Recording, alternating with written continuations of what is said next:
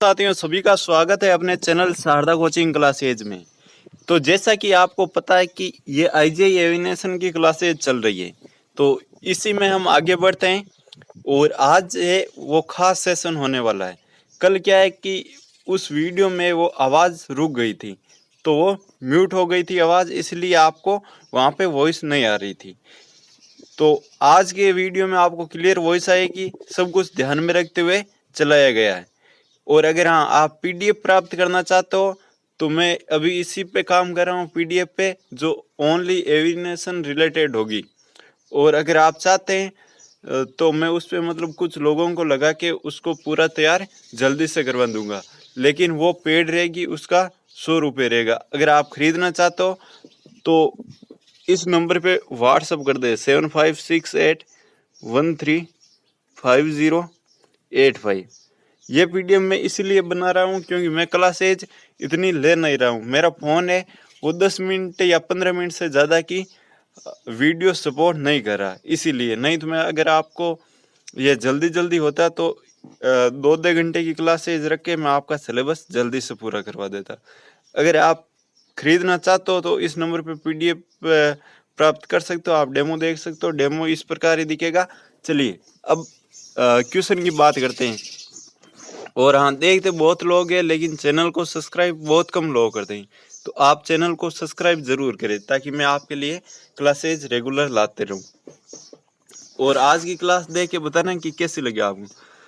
ये क्वेश्चन है आपके, हमारा फॉर्मेट क्या रहेगा पहले तो आप ध्यान से सुन लो। मैं अभी शुरुआत में आपके 2-3 मिनट ले रहा हूँ, तो आप एक बार इसको ध्यान से सुन लें। जो प्रीवियस ईयर क्वेश्चन आया था वो लेंगे, उसमें 4 ऑप्शन दिए होंगे, उस चारों ऑप्शनों का हम पोस्टमार्टम करेंगे। इसी प्रकार से ये आपकी पीडीएफ तैयार की जाएगी। तो चलिएगा, ये जैसा आपके सामने एक क्वेश्चन है, ये प्रीवियस ईयर में पूछा गया है। क्वेश्चन क्या है, नागरिक उड्डयन सुरक्षा ब्यूरो यानी कि BCAS के अधीन है। कौन अधीन है आपको बताना है। नागरिक उड्डयन मंत्रालय, DGCA, IATA, BIS। तो इसका राइट आंसर हो जाएगा ऑप्शन नंबर ए, यानी कि नागरिक उड्डयन मंत्रालय। चलिए अब कुछ, ये तो आपका था क्वेश्चन, अब इससे रिलेटेड चर्चा ही करते हैं। ये वर्तमान में अपने नागरिक विमानन मंत्री कौन है? तो ज्योतिरादित्य M सिंधिया, ये नागरिक विमानन मंत्री है। अब ये अभी का है करंट का, तो आपके करंट भी आता है नॉर्मल, तो आप उसको भी ध्यान से रखिएगा। चलिएगा, नागरिक के निजी सचिव कौन है? जो नागरिक विमानन मंत्री है इनके निजी सचिव कौन है? तो श्री अजय यादव है। और नागरिक विमानन मंत्रालय के जो सचिव है वो कौन है? वो राजीव बंसल है। तो आपको करंट में ये 3 चीजें याद रखनी है। चलिए अब एक ऑप्शन था आपने, ऑप्शन नंबर 2 देख लेना, यहाँ पे DGCA दिया है, तो DGCA इनकी भी बात करेंगे। और एक दिया आपने BCAS, तो चलिए BCAS की फुल फॉर्म बताओ आप। BCAS की फुल फॉर्म होती है bureau of civil aviation security, यानी कि नागरिक उड्डयन सुरक्षा ब्यूरो। ये BCAS की फुल फॉर्म है। अब की बार आपको नागरिक उड्डयन मंत्री से पूछा था, तो अब की बार आपके इन्हीं ऑप्शनों से आपसे इर्द गिर्द क्वेश्चन पूछता है। तो आपको याद होना चाहिए कि BCAS की फुल फॉर्म क्या है, नागरिक उड्डयन सुरक्षा ब्यूरो, bureau of civil aviation security. तो ये आपके BCAS की फुल फॉर्म। अब चलिए कुछ इसके इतिहास में चलते हैं। तो 10 सितंबर 1976 को इंडियन एयरलाइंस की उड़ान के अपहरण की प्रतिक्रिया के रूप में गठित पांडे समिति की सुझाव पर जनवरी 1978 में नागरिक उड्डयन महानिदेशालय में एक सेल के रूप में नागरिक उड्डयन सुरक्षा, चलिए मैं इसको समझाऊंगा आपको, ब्यूरो की स्थापना की गई। कब की गई? तो आपको याद होना चाहिए कि जनवरी 1978 में की गई। किसके रूप में की गई? DGCA के रूप में की गई। और कौन सी अपने समिति आई इसमें? पांडे समिति। तो आपको याद रखना है कि पांडे समिति 1978 एंड ये किसकी सुरक्षा करता है? नागरिक उड्डयन सुरक्षा ब्यूरो की स्थापना की गई।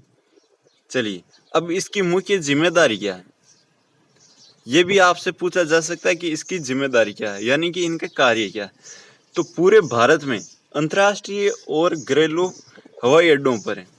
कहाँ पर? अंतर्राष्ट्रीय और घरेलू हवाई अड्डों पर नागरिक उड़ानों की सुरक्षा के संबंध में मानकों और उपायों का निर्माण करना। मानकों और उपायों का निर्माण करना, ये किसकी जिम्मेदारी है? ये है अपने, बताओ किसकी है? इसकी स्थापना तो डीजीसीए के रूप में की गई। ये बीसीएस का मुख्य जिम्मेदारी है। चलिए, तो यह आपको समझ में आया होगा। चलिए नेक्स्ट बढ़ते हैं। नेक्स्ट बढ़िएगा। नेक्स्ट आता है अपने डीजीसीए। अभी डीजीसीए की फुल फॉर्म क्या है? नागरिक विमानन महानिदेशालय। क्या है? नागरिक विमानन महानिदेशालय। यह इसको कह सकते हैं, नागरिक की जगह आप नागर भी कह सकते हैं, नागर विमानन महानिदेशालय। अब पूछ लेगा आपसे डीजीसीए क्या है, जैसे आपको उड्डयन वाला क्वेश्चन पूछा था, इसी प्रकार पूछ लेगा। तो नागर विमानन मंत्रालय के अधीन एक संस्था है, उसे क्या कहते हैं? डीजीसीए। डीजीसीए का कार्य क्या है, यह आपको याद होना चाहिए। तो विमानन दुर्घटनाओं तथा अन्य संबंधित घटनाओं के बारे में जांच करना। जैसे विमान में कोई घटना होती है तो उसकी जांच कौन करता है? जो नागर विमानन महानिदेशालय ये जांच करता है। यानी कि डीजीसीए उसका कार्य है कि जो विमान दुर्घटनाग्रस्त हुए उनकी जांच करना, वो किस प्रकार हुए, उसमें क्या कारण रहे होंगे और किसने किया, यह आपको डीजीसीए के अंदर देखने को मिलता है। चलिए, डीजीसीए के पहले महानिदेशक कौन थे? तो डीजीसीए के पहले महानिदेशक थे लेफ्टिनेंट कर्नल सेल्मरडीन। ये सेल्मरडीन है, यहाँ पे मैं लिखा। तो ये 1931 में बने थे। डीजीसीए के पहले महानिदेशक कर्नल सेल्मरडीन, 1931। आप पहली बार पढ़ रहे हो और हमने भी अभी क्लासेज स्टार्ट की है आपके लिए, तो मैं सोच रहा हूँ कि इसको मैं 2-3 बार इससे धीरे धीरे वापिस मतलब एक शब्द को 2-3 बार बोलूँ तब आपको यहीं पे याद हो जाए, इसलिए मैं आपको 2 से 3 बार बता रहा हूँ। चलिए, कुछ लोगों को बोरिंग लग रहा होगा, लेकिन पढ़ना तो ये पड़ेगा। चलिए, और इससे बेस्ट नोट्स आपको कहीं पे भी देखने को नहीं मिलेगी, आप देख लेना, आपको बुक्स भी नहीं मिलेगी। चलिए, भारत, अब कुछ नोट पॉइंट है। भारत का पहला विमान कौन सा था? हार्लो ट्रेनर, जो कि जुलाई 1941 में परीक्षण उड़ान के लिए शुरू किया गया था। परीक्षण उड़ान के लिए तैयार किया गया कौन सा था? हार्लो ट्रेनर, जुलाई 1941 में। नेक्स्ट है, देश का पहला निजी हवाई अड्डा कौन सा है? कोचीन, जो कि केरल में पड़ता है और इसकी स्थापना 1998 में की गई। देश का पहला निजी हवाई अड्डा कोचीन केरल वाला है, इसकी स्थापना 1998 में की गई थी। चलिए नेक्स्ट है आपके सामने कि IATA, इसकी फुल फॉर्म बताओ। ये देख लो, मैं आपके यहीं से ऑप्शन से ही उठा रहा हूँ, IATA, तो आपको ये पता होना चाहिए। पिछली बार उससे पूछा, अब की बार इससे भी पूछ सकता है, तो आपको इसके ज़्यादा नहीं तो इसके इर्द गिर्द तो पता होना ही चाहिए। और ये बहुत ही शानदार PDF तैयार करूँगा, अगर आप लेना चाहते हो तो अभी बताना। आप चाहते हो तो मैं इसको तैयार करूँगा, नहीं तो नहीं करूँगा, लेकिन इसकी मुझे 2-3 लोग लगाने पड़ेंगे, तो इसमें आपको 100 रुपये पे करना पड़ेगा। और वैसे क्लासेज चल रही है, लेकिन क्लासेज 10 या 15 मिनट से ज़्यादा मैं मोबाइल से रिकॉर्ड नहीं कर पा रहा हूँ, इसीलिए मैं आपको इस PDF का बोल रहा हूँ। चलिए, ज़्यादा लोग खरीदने वाले होंगे तब मैं आपको ये PDF तैयार करूँगा, वरना 1-2 के लिए नहीं कर सकता, ये आप समझते हैं। IATA की फुल फॉर्म है international air transport association. International air transport association, ये किसकी फुल फॉर्म है? IATA की। इसको हिंदी में क्या कहते हैं? अंतर्राष्ट्रीय वायु यातायात संघ। आपको इसकी फुल फॉर्म इंग्लिश में याद रखनी है, इंटरनेशनल एयर ट्रांसपोर्ट एसोसिएशन। चलिए, इसका हेडक्वार्टर कहाँ पे है? मॉन्ट्रियल कनाडा में। कहाँ पे? मॉन्ट्रियल कनाडा में। स्थापना 19 अप्रैल 1945 में हवाना, क्यूबा में हुई थी। चलिए, IITA का कार्यालय कहाँ पे? तो ये कहाँ पे? जिनेवा, स्विट्जरलैंड में। चलिए, तो ये आपको IITA का पता चल गया होगा। चलिए, नेक्स्ट है BIS। ये भी आपके ऑप्शन नंबर डी था उसका, bureau of Indian standard. BIS की फुल फॉर्म क्या है? Bureau of Indian standard. क्या है bureau of Indian standard? BIS की फुल फॉर्म बोलो मेरे साथ 3-4 बार। Bureau of Indian standard, bureau of Indian standard, bureau of Indian standard. भारतीय मानक ब्यूरो। क्या है? भारतीय मानक ब्यूरो। स्थापना 2016 के अधिनियम से होती है। किसके अधिनियम से? 2016 के एक्ट के द्वारा। इसका हेडक्वार्टर कहाँ पर है?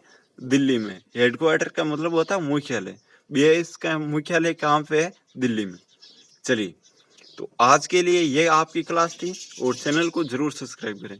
PDF के लिए मैंने आपको बता दिया, मोबाइल नंबर दिया है, आप व्हाट्सअप कर सकते हो जाके। और हाँ, ये क्लास आप दोस्तों के साथ ज़्यादा से ज़्यादा शेयर करें, और आप वीडियो देख रहे हो तो लाइक भी कर दिया करें। हाँ, कल की क्लास में थोड़ी मिस्टेक हो गई थी वॉइस की, लेकिन आप लाइक कर दिया करें। उस क्लास में भी लाइक नहीं आई, देखते बहुत है लेकिन लाइक कम कर दें। चलिए, एक बार आप इस फुल फॉर्म को जरूर देखें। IIT की full form international air transport association, international air transport association. और BIS की ब्यूरो ऑफ इंडियन स्टैंडर्ड। चलिए, यहाँ पे देखिएगा, यहाँ पे मैंने आपको फुल फॉर्म बताई, BCS की bureau of civil aviation security. चलिए, तो ये आपकी क्लास थी। आपके इसी प्रकार आपके PDF होगी। अगर आप देखना चाहते हो, PDF लेना चाहते हो, तो आप हमें व्हाट्सअप कर देना और हम वहाँ पे भेज देंगे। चलिए, तैयार हो रही है आपके लिए। चलिए, 10 मिनट से ज़्यादा मैं आपको वीडियो नहीं दे पा रहा हूँ, फ़ोन में मिस्टेक है और मेरे पास अभी कुछ यहाँ पे है नहीं, तो इसीलिए। चलिए, तो ये थी आपके लिए। धन्यवाद। जय हिंद, जय भारत।